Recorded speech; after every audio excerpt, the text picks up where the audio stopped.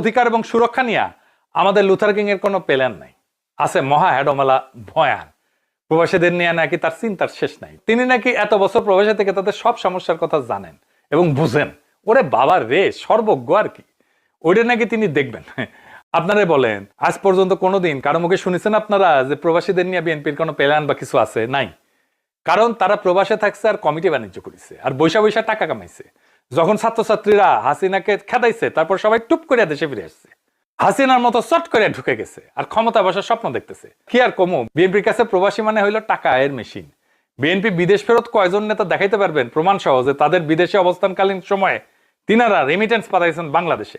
পারবেন না, চ্যালেঞ্জ দিলাম। তাইলে তারা চলছেন কেমনে, খাইছেন কি?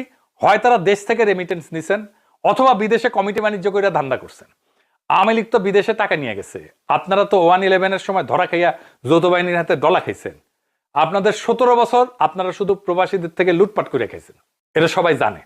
তাই এখন প্রবাসীদের জন্য কি করবেন তা আপনাদের মাথায় আসে না। আপনাকে অবৈধ অভিবাসন ঠেকাইতে পারবেন?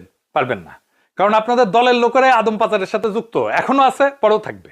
আপনারা কি ইউরোপ প্রবাসীদের প্রত্যাবাসন ঠেকাইতে পারবেন? পারবেন না, কারণ আপনাদের এটাই জানা নাই যে ইউরোপের প্রবাসীদের ফেরত পাঠানোর জন্য হাসিনা যে সমস্ত চুক্তি করে গেছিল তা কিভাবে শিথিল করা যায়।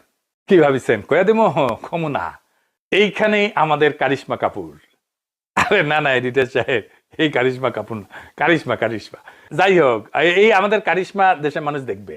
সব কইলে তো আবার আপনাদের বুদ্ধিজীবী ভালসুন গুলা প্ল্যান কপি করতে লাগে।